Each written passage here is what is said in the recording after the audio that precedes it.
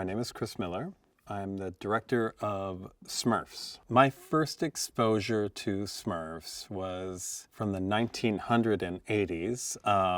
The TV show, which I always found like just incredibly funny and strange, and I was always just attracted to that entire series. I just found it so compelling and different than anything else that was on TV. There was an opportunity here to use the original Peyo comics as a blueprint and making it contemporary for an audience today. You know, something that you could feel like you could reach into, that you could touch, that you could smell. That I felt like that was long overdue and a real opportunity. Life is good in Smurf Village, right? Every day is a gift. It's utopian. It's beautiful. You start your day with maybe some calisthenics and a song. Everyone has their thing. You're very safe and protected in this world, somewhere in the woods in Belgium, right? It's a secret location. And all of that gets taken away when the evil arch enemies of the Smurfs find out their location. They abduct Papa Smurf. They take him away, the patriarch, right? And the movie really essentially, from that point on, it's a rescue mission. It's like they have to leave the safe confines of Smurf Village and head out across the world, across dimensions, in order to find their papa and bring him back home safely. No Name is the only Smurf in Smurf Village to not have a thing. You know, everyone sort of is born with knowing what they are, where their place is in the world, and how to operate on a day-to-day basis. And there's no conflict. You just do what you're born to do, right? No Name's name is No Name, and No Name has no idea who he is, and it's frustrating for him. You know, he's aspiring to be something more. He wants to find out who he is, and it's this journey that he's been on. It makes him feel like he's an outsider, right? Even in Smurf Village, he doesn't feel like he has a place. He doesn't feel like he belongs, and Smurfette is his best friend. Rihanna's involvement in this film as Smurfette, it's everything. She came in just like open heart, open mind, and also a history with Smurfs. Growing up in Barbados, I think she had one channel. Like there was one channel on the TV there, and it only played Smurfs. That 80s, that Hanna-Barbera 80s Smurfs show, right? And so she grew up with it. And this is what I will say about her. Like, she knows more about Smurfs than anyone I will ever know.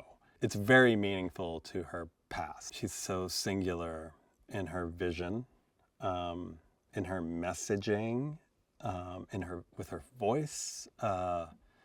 She's an incredible artist, and she can take anything, right, and just make it her own. And you know, she's insistent on making it her own. And that's what gives her just such a strong individual style and take. You know, I suspect she's a bit of a perfectionist when it comes to that, you know, and really, really dials in on every note and every beat and every bit of expression, right? She zeroes in on it, but at the same time, when she creates something, it's free form and free thinking, and it's liberated, and what she's bringing to the film, what she's created musically is exceptional. You know, it's singular. It's her voice. John Goodman as Papa Smurf, to me, is a blessing and a half. It just feels so right, and Nick Offerman is brilliant and funny and smart. There, I just said it like Nick, smart. Kurt Russell, what a joy that he's in this movie, that he's a part of the team. Hannah Waddingham is absolutely astounding actor. Octavia Spencer is a joy and brilliant, and once again, like, understands humor and can deliver the funny. Dan Levy is so good as Joel, the assistant in this film. He's hysterical to me. James Corden just brought so much depth to the character of No Name. He brought his singing voice, which it performs a song that I think is extraordinary. Amy Sedaris is just that's a treat. Amy plays a magic book called Jaunty Grimoire. She is effervescent and bouncy and just nutty enough and wonderfully off her rocker like Amy is, and I mean that in the best possible way. Amy's brilliant. I think it's relatable for an audience to watch these little critters heading out into a giant world that at times is dangerous, or it's unpredictable, or you're sort of jumping into the void, where anything can happen. And I think audiences can relate to that. Everyone feels at times like they're small in a big world, right? And if they're with people they trust, people they love. In this case, Smurfs they trust and love. I don't know. You can find a way through, right? With the support of that community, you can stand up and face off against anything. What is a Smurf? Smurfs, let's see. They're 3 crab apples high, so it's like that. They live in this community in the woods. Everything is cool. They got all the Smurf berries they need. They got all the water they need. They live in their little mushroom houses. Community feels right, totally safe, totally protected. But what is a Smurf? Well, it's more than that. Like, that's their world. But what they discover, or what they will discover, is that when you take that community and you send them out into the world, they realize that their place in the universe is much bigger. And what they discover is that the secret to having success in both places is having each other. Awesome. Oh, and they're blue. That's the other thing. They're blue. Dan Levy and I play Joel in this gorgeous film. I had the toys. I watched the cartoon. I've watched the movies.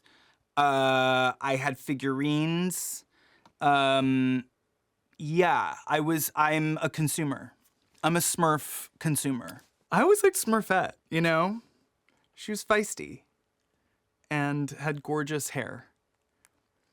None of the other Smurfs had hair, really. So I liked the fact that she somehow managed to maintain hers with a hat on, which is hard. Joel is Razimel's assistant. He is fresh out of school. This is his big break.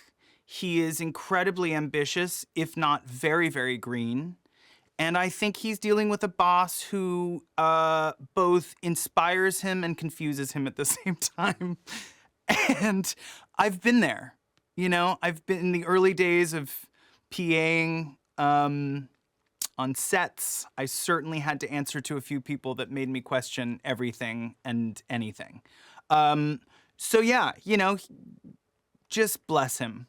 He's doing his best. I put my faith in everyone to make sure that it's all sort of consistent and feels good. And it's an interesting process because you kind of come in every once in a while and continue to do more and more and add to it. And for me, the great joy of that experience was getting to see the film come together over the time that it would take for me to come in and out of the sound booth. So I always really looked forward to getting the call to come back in because it meant that I got to see some new things. It's just so special and it feels so singular and funny. I think that's what I noticed sort of first. Even when I was seeing it in its most crude state, there was such a humor to it, the way that it plays out. It has a very smart, funny sensibility to it, and it made me laugh. And when something can make you laugh in like the very early days, particularly in a situation like this, you know that something really special is happening. Rihanna's the best, and I have followed her with such like admiration, and I think she is just one of the best who have ever done it. So for her to be kind of central to this entire process is so exciting to me, which I feel like we've all been, you know, waiting for. The fact that we get some music here is a real treat. I think audiences are going to be very excited. It's a side to Rihanna that we don't see that often, I think. Granted, we don't get to see her that often. So this is a thrill, even if she does appear as a Smurf. It makes perfect sense. It's just charisma. It's just both of them share a magnetism and a charisma that I feel like only she could bring to the character and only the character could bring out of her. I mean, it's this wonderful sort of happy place. It's gonna be a great movie. It's gonna be a funny movie. It's gonna be a bold, colorful, gorgeous movie. It's gonna make you laugh. It's gonna make you cry. It's gonna make you feel all the things. And it has an unbelievable cast led by the great Rihanna. If that's not reason enough, I simply do not know. I love being part of the Smurfs universe because I have godkids, and this gives me street cred out in Maplewood, New Jersey, and that's very important to me. Plus, I was a fan of the movie, the original movie I remember watching, and I'm just really happy to be part of this universe. Chris Miller, the director, when he reached out to me, I'm a big fan of Chris Miller. I like the way he works.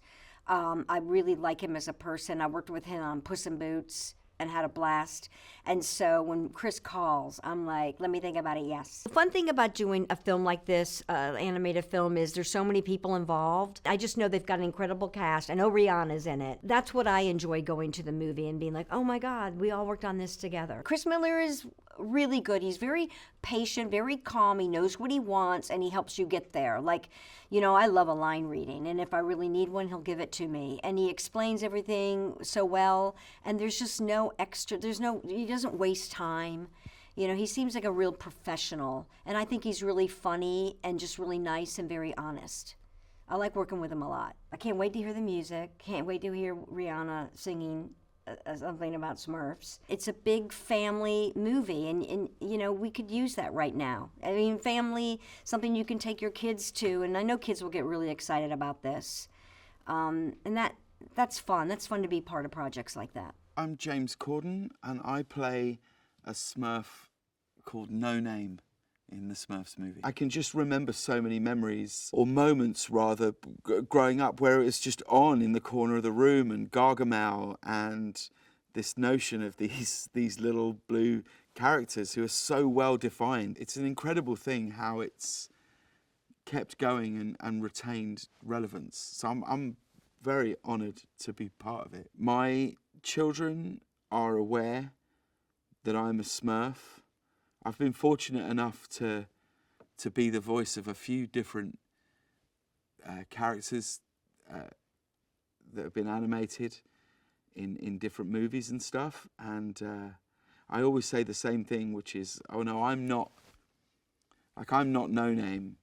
He just needed to borrow my voice for the purposes of this film. No Name is called No Name Smurf because he hasn't found his thing. He hasn't found his role. He hasn't found the thing that he is good at or meant for.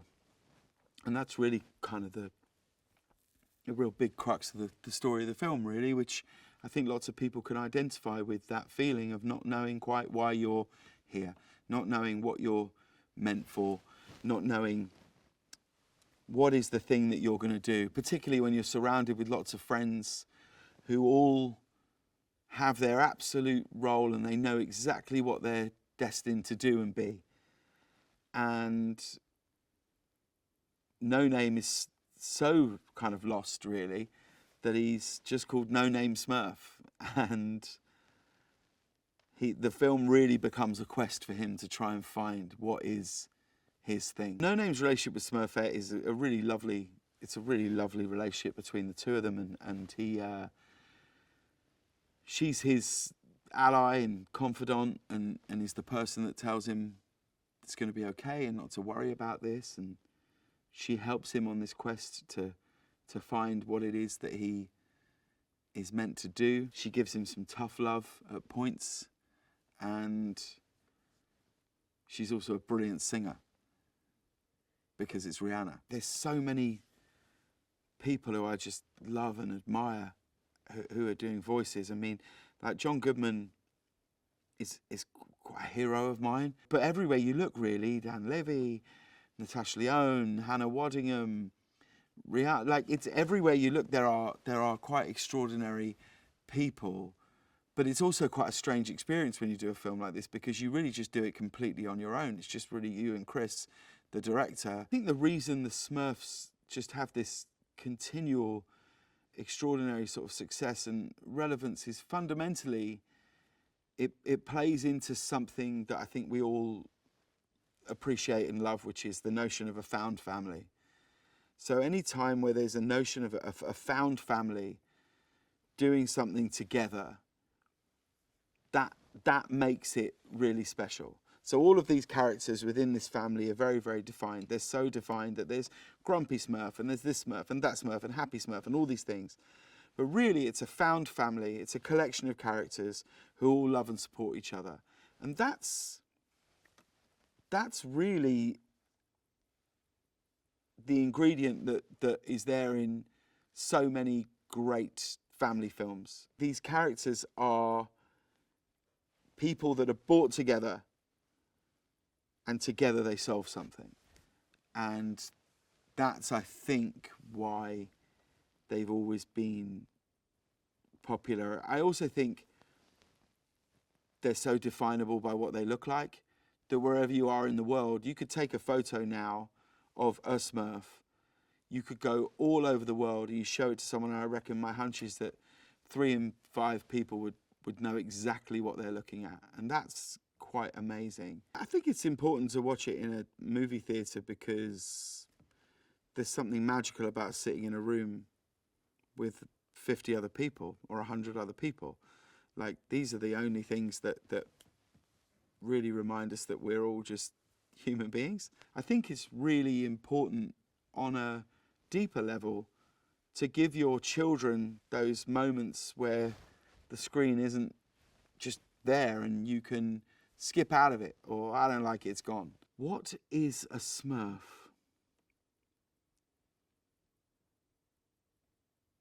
I mean, it's an impossible question, isn't it? Honestly, I don't know. I don't know what they are, but I know I like hanging out with them, and I know I like being the voice of one. But in terms of what it actually is, that's like such a deeper thing. The most fun about doing films like this is getting to watch them with your kids or nieces and nephews and the like. That's the most fun, you know? Those are the things that I really like. And the amount of children who will like hear my voice in places. It's a real thrill it's a real thrill to make something that you think is really fun, that you're really proud of, that people's kids can watch and enjoy. It's lovely. It's a privilege. Hi, I'm Natasha Lyonne, and I play Mama Poots. Mama Poot was quite a blast to play. She's a real furball. Who is Mama Poot, and what is a poot? I am pretty sure that she runs some sort of underground operation involving a speedy vehicle. And when Papa Smurf gets kidnapped, well, Smurfette's got one and only solution: to go to Mama Poot. Because, well, she's the mama for the job. The cast. I mean, Amy Sedaris, Sandra Oh, Rihanna. It turns out that I guess Rihanna did not need me to sing on any of the songs, which was confusing and inappropriate. But yeah, it's got a real star-studded bonanza. Oh, Dan Levy, Billy Lord. Octavia Spencer is incredible. She's in this. So it's really fun when you do these movies because, you know, you find that you're surrounded by all these people that you respect so much. What's so fun about Mama Poot as she is now it's just pretty funny that she really is like some, I don't know, iteration of the eccentricity that lived within this clearly overly eccentric package that I'm bringing to the table. I didn't know that she was within my range and realm until suddenly she was animated and we fed off each other. So now she really does feel like an extension of something inside in a way, and so that's very fun. I think I would like to be sort of a very acrobatic type of Smurf, so I could sort of flip around and kind of hop rides real nice and easy, and naturally being something of a merry prankster, I guess I would definitely get involved in hijinks. I am Marshmallow, and I play the awesome character Turtle, my guy. Ever since I was a kid, I've known about them, and obviously, yes, since I can never remember, the Smurfs have been around in so many iterations, and when I got hit up for this opportunity, I was like, of course, like, I'd love to be a part. It's such a long legacy. I just saw this as an opportunity. You know, they brought it to me, and I'd never done anything like this before, but, you know, and especially when I knew, like, I had to put on, like, kind of like a funny voice, you know, it's like, it's kind of up my alley. So, yeah, I just jumped at the opportunity and just decided to wing it. It was just a little bit of me thinking, okay, what would this guy, this little turtle who's, like, real slow have? And also, kind of at the same time, my friend had this bulldog, and the bulldog always looked sad or always looked this, always looked that, so I would always do this voice.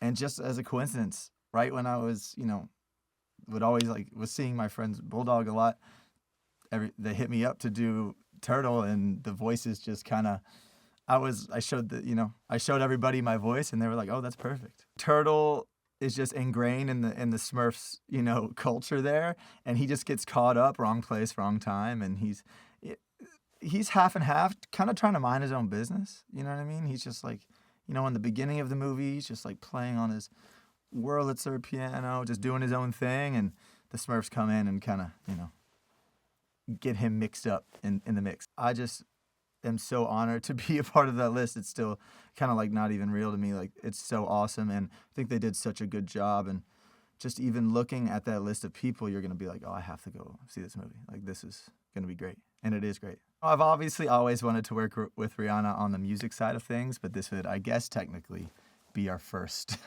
project together, yeah. It's like a huge, like, journey epic, you know what I mean? And I think to get the full experience, you would have to go and be with whoever, your family, your friends, whoever it was. And, you know, like I said, like, every person can relate to at least one character in the Smurfs, or even Turtle, you know what I mean? And yeah, I just think all in all, the experience as a whole would just be better with family and friends, and to watch the journey and see how it all ends, it'd be great. I basically was drawn to this movie because Chris Miller and I have worked together in the past, and you know, we had a really great working relationship, and you know, he gave me this script, and it was so funny, and you could just see all the possibilities to create a version of Smurfs that no one has ever seen before. We came into this trying to create a movie that would work for kids and people who knew and loved the Smurfs, but access a bigger, wider audience, you know, with Rihanna and with music, and just make it more exciting and theatrical and bigger than Smurfs have ever been before. Smurfette and No Name are the main characters of the movie. You know, they're the leaders of this group of Smurfs who are going to rescue Papa. And they have this special kinship revolving around the fact that both of them are a little bit of outsiders within Smurf Village. Smurfette is played by Rihanna, who is an icon, and justifiably so. And, you know, I think when she, you know, before we ever did any records with her, you know, she had said that she was taking on the role of this little blue badass, and that sort of informed how we looked at the character, because we knew that that's what Rihanna sparked to. So we thought, like, let's run with this, and it was great. It was just sort of a great sort of North Star for Smurfette. We put together this this trio of John Goodman and Nick Offerman and Kurt Russell as like the three ancient Smurfs who were the original Guardianeers of Good, and you know, that's such an incredible trio and pairing of like actors, and you know, they're all three of them have this combination of like great humor and gravitas, and you know, they're having fun in the movie, and you know, I feel like that all totally comes through, you know, and then you are pairing that against evil wizards played by, you know, Octavia Spencer and Hannah Waddingham and Nick Kroll, and these are all like amazing actors. No Name is the heart and soul of the film, and you know, there's a vulnerability to that character and that performance that, you know, that James brought to him, and you know, there's charm, and you know, there's humor, and he sings beautifully in the film. I feel like this idea that there's a community of creatures, or you know, people or Smurfs or whatever you want to call them, that you know, work together for the greater good, and you know, just aren't concerned with the, you know, most of the problems of everyday life outside of Smurf Village, and their focus is on, you know, creating a place where everyone can be themselves and be unique, and yet be a part of this greater good. To me, like, that's the thing, you know, that is most universal about Smurfs, you know. But I also think that they're, you know, they're beautifully designed, funny little creatures. I mean, Peyo was onto something. Hi, my name is Sandra Oh, and I voice Moxie Smurf. I was happy to get the call to see if I wanted to voice a Smurf because I grew up with the Smurfs. I grew up in Canada, so I have a distinct memory of going to the library in my primary school and reading the French large format books of Les Schtroumpfs. And all the kids always wanted those books, and that's what I really remember. One of our first like little plays, I played a Smurf, and I sang a little song, and being a Smurf, yes. I mean, I have pretty deep cuts OG Smurf watcher and reader. I play the character of Moxie Smurf, who kind of helps our main band of Smurfs get to like their next destination when they reach Paris. And I would say the thing that I really love about Moxie, which I was so pleased when I actually saw what she looked like, is that Moxie has a red hat. And if you know Smurfs, that means something. I really love doing animated films. I love lending my voice to animated films. I find it a really interesting art form. I find it extremely freeing. And I do have quite a bit of experience with it at this point. And just like, you know, coming in here, throwing down some Smurf lines. And also because I do have a special place in my heart for Smurfs, it's great to be a part of. My name is Nick Offerman, and I'm playing Ken, the brother of Papa Smurf. I remember the Smurfs. I feel like I had perhaps aged a little past the Smurfs, but I have a couple younger siblings. So the Smurfs were on a lot, and I quite enjoyed it. It just transported me to a world that opened up my creativity and my imagination. One of the fun things about working in our business as an actor is if you're lucky enough to be offered jobs, a show will call you up and say, so we have this cowboy in outer space. And so you hear these, you know, these wonderful creations coming from some of the greatest creative minds on the planet. And so I got just such a call about a new Smurf character who is the brother of Papa Smurf, who's this mysterious, you know, sort of secret agent, special forces, highly trained alpha protector. Papa Smurf is kidnapped by the evil wizards, Gargamel and Rosamel, and things get really existential really quickly, and the Smurfs determine that they have to seek out Ken to help them rescue Papa Smurf, and so it becomes a multi-dimensional battle. To me, that was the big headline when I first got offered this job, was Rihanna. Rihanna is making a Smurf movie it's going to be full of her as Smurfette and her music. And so I'm over the moon. I'm like most of the world, I'm a massive fan of Rihanna, and I hope that she will agree to meet me one day and shake my hand as it's written in my contract. It's a pretty incredible cast of characters they've put together. I've been a massive admirer of John Goodman for a very long time. I mean, you couldn't cast a better Papa Smurf. Rihanna, Amy Sedaris. I mean, I am very grateful to be riding on the coattails of this team of all-stars. Dan Levy is incredibly funny and beloved. Chris Miller is fantastic. He's my favorite kind of director in animation. He understands first and foremost that you can do anything. You're not hamstrung by visual limitations, and so he was really creative and quite open to us bringing our own flavor to each performance, which makes it a lot of fun. As you're reading through scenes and creating these moments, whatever the writing sort of inspires in you, you end up then adding little riffs and trying to add some jazz here and there. A movie like The Smurfs, with the music and the visual spectacular extravaganza that it has turned out to be, it makes it, to me, a requirement to see it in a theater with people roaring with laughter. It's a huge party that is just elevated. It's way better to see it. It's like the spectacle of a circus.